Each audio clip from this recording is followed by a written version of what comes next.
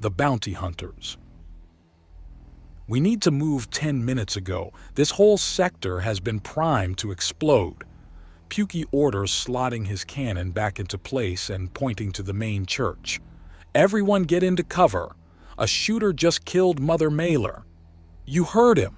Glitches. We heard the announcement from his communicator. Everyone get inside. Letha shouts loud with her hood extending to reveal it's got speaker functions as well. That means you three too. Everyone into the main church. We've got force fields. Before anything else can be said, she scoops all Pukey, Scaly, and Cindy into her arms and blitzes into the building. Ma'am, I am a trained soldier. I need to be able to fight the enemy and coordinate with my people. Pukey chides her as she slips out of her grip to take a position with the door frame as cover as he starts scanning the area with both organic and cybernetic eyes. And the first thing to do is get to safety so that you're not target number 2. Letha returns. Fine, whatever. We need all our backup. Hoagie, you there? He acknowledges before barking into his communicator. Got you loud and clear. What's the situation? Mother Mailer was just publicly executed by sniper fire. The Gravids are about to, if not already in the process of rioting. Tell the captain that my crew and I are at her disposal for quelling the situation and already have 5 combat-trained soldiers in the area. You're counting me as... Scaly begins. I'm counting Onyx. You're half-trained at best. Pukey answers. Confirmed. I'm heading towards the captain now to speak to her in person. Contact me if you figure anything out, Captain Schmidt. If this turns into some kind of war, then thousands will die. I know something, Letha offers. Excuse me? Pukey asks in shock. Put her on, Hoagie orders. I'm fully synth. I'm in the network.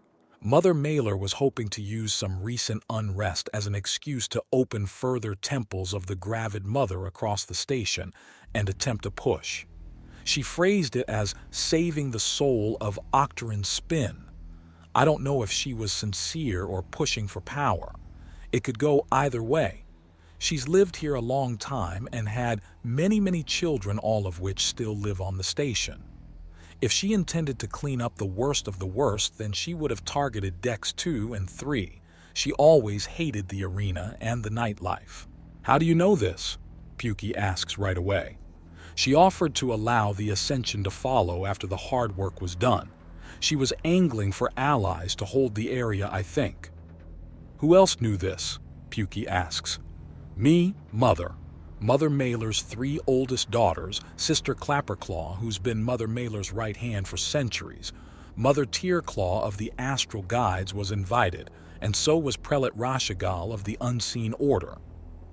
9 suspects, no offense, ma'am, and that's not counting possible spies or simple listening devices catching these plans, Pukey says with a grunt of frustration. If it's related to these plans at all, we need information. We need the killer. Hoagie hisses, and there's the steps of boots hitting deck plating as he's clearly running. According to Onyx and Air Farce, there was first a high-precision laser that burned through Mother Mailer in the head, followed by a plasma blast that destroyed her pregnant stomach. Pukey says, his voice devoid of tone. There's a silence from the other end of the call. Captain, trouble in Sector 1. Someone just assassinated a woman named Mother Mailer. The guys in there think there's going to be a riot.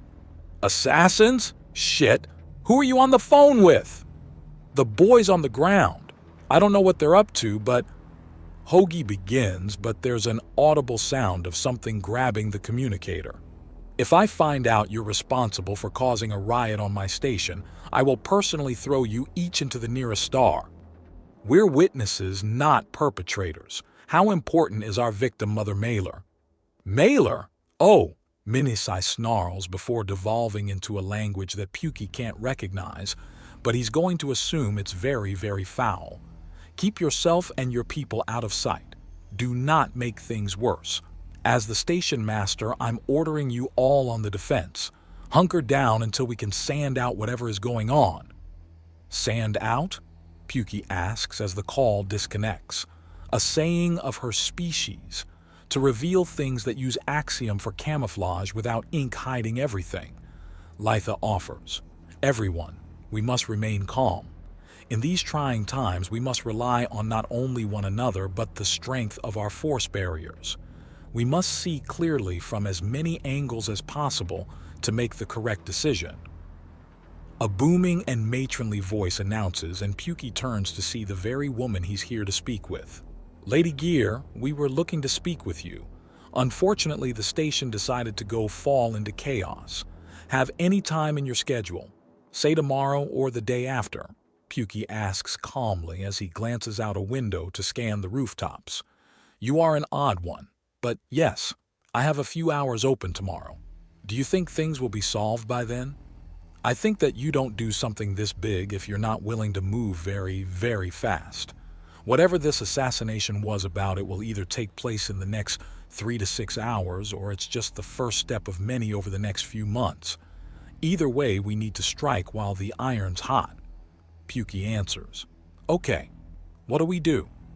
Ladies, we need our best hackers and security experts front and center. We have a mystery to solve, and I have a suspicion." Pukey orders, and Litha gives him an odd look. "I know my way around a network. What do you need?" "Security footage of the square where the assassination went on. If we can trace the blast back to the killer, we're already taking a huge step forward. Everyone else will be doing the same. Everyone else is also alive. That doesn't mean I'm going to stop being alive just to be different. The security footage, please." Pukey requests before his communicator goes off. "Captain Schmidt, you can stand down and relax. The killer is dead."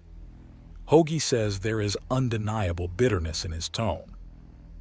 "Excuse me? Get into the network and go to security camera 1412A. Minnesai's saying this is over. I don't think it is," Hoagie says grimly.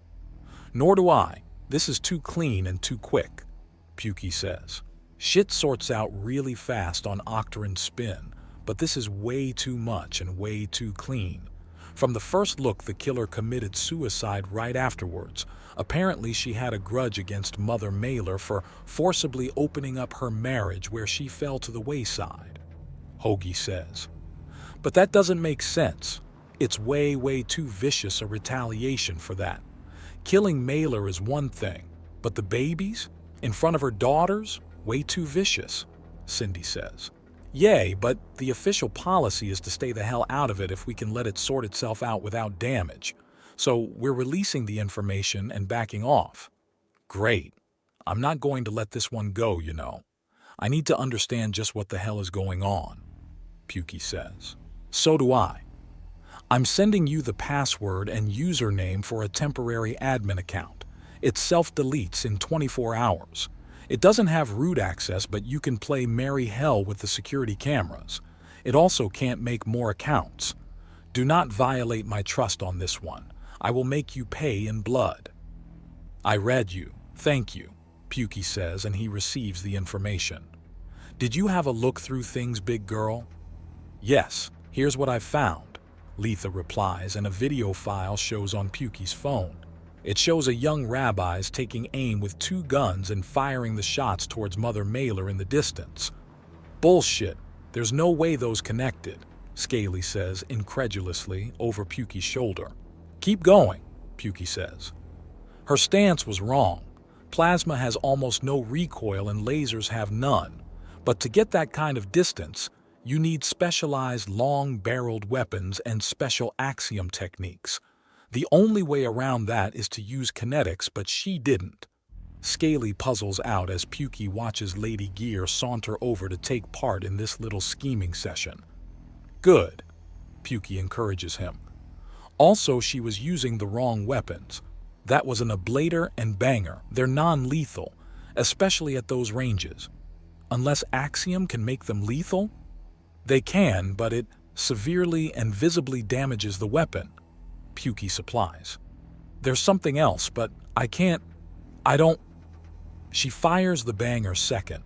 The plasma hits second, but it takes time to travel. The laser is almost instant and was only a heartbeat before the plasma. Litha says. She didn't give it enough time. Scaly realizes. Good. There's another big one. Zoom in on the murdered woman, Pukey says, and Scaly does so as Litha makes a sound of understanding. The angle's wrong. This girl's to the side a bit, but the laser goes in between the eyes and comes out the back of the head. If she hit between the eyes, then it would have come out closer to the ear, Scaly says in an awestruck tone. Good man, as you can see. We found our scapegoat. The what? Lady Gear asks curiously. Old tradition in more savage days. A goat would be condemned and a priest would lay all the sin a village had done upon it. Then the goat would be cast out and exiled, in theory carrying out all the evil and sin with it. It means to blame someone undeserving for your actions, to shift the blame to the undeserving. Pukey explains as he thinks about things. He then brings up his hard light hand to stroke his chin and think, reminding himself that he needs to shave as he's starting to get some stubble in, and that is against regulations. Loose leash protocols be damned. So we have a killer that uses the style of an infamous but never found mercenary on the station. We have a popular public leader dead by this style and a scapegoat offered up. Station policy takes the scapegoat at face value and moves on for the sake of expediency. But it's so blatantly not the scapegoat that anyone that looks at it for 2 seconds will know that. So it's not a secret that the killer's at large. Meaning everyone's still angry but they don't know where to put it, Cindy says. Meaning the possible riot and rampage isn't canceled, just delayed and looking for an excuse. Pukey says with a look of focus on his face as he churns through the idea. It's a political scale frenzy patch, Litha says in a tone of awe and horror. A frenzy patch, Pukey asks. You wouldn't know about them, darling. Your biology gives you better. Think adrenaline cut with immense rage and then have it directed. It's a popular trick for assassinations. Undirected ones are combat drugs that are kind of like your adrenaline, but not quite, Cindy explains and Pukey nods. So what's going on is that someone has created a situation where a huge number of gravids are really, really angry and need to find who to be angry at. That sounds like a bomb, Scaly says. Then the questions are who the target is and who is setting it off, Litha says, and Pukey thinks. Well, you set a bomb for a target you can't normally reach, or for a great number of them. So who are the untouchables? Pukey asks. That's easy, the station masters. They control the airlocks, the atmosphere, and are able to move around easily, but if you don't care if you die, they're just people, Litha says, and her mother nods. So we've got a possible target in the station owners, Pukey considers. We've also got possible perpetrators among them too. They dropped the case stupid fast even with their policy. Also, they might want to have an excuse to reshape this part of the station to specialize in something else. If a big enough riot kicks off, then no one will blame them for just opening this part up to space. They wouldn't. We bring too much profit to the station and cause the least amount of trouble out of all 8 sectors. Why would they attack us? Lady Gear protests. We're just theorizing. We don't know anything for sure, but we need our minds open to all possible possibilities, Pukey says as he rubs his chin with a frown. This may also be a personal attack, a very messy one, but getting an angry mob after someone is a good way to get them killed without any blood on your hands. This could be a coup of some kind, a coup aimed at any of the 8 sections or even the station overall. This is insane, my head's starting to hurt, Scaly complains. Welcome to politics, young cyborg. Until you get a good taste for it, everything is suspect, everything is cause. Everything is suspicious and it all goes in circles endlessly, Lady Gear says in a consoling tone. Do you have any advice, madam? To understand these bits of madness, one must know the patterns, but I'm afraid I've not been here long enough to see them, Pukey says, and Lady Gear nods. I can't give you names, but I can give you an important pattern. The heads of each sector are both very secure and insecure in their power. Many are looking to ascend with a knife in the back as a handhold, but those who are in a position to benefit from such a thing are usually watched very, very closely. Lady Gear explains. Then could all be a distraction. Get everyone looking at Sector 1 and stage a coup elsewhere in the confusion, Pukey realizes as he straightens up. So is it a weapon or distraction? Scaly asks. I don't know.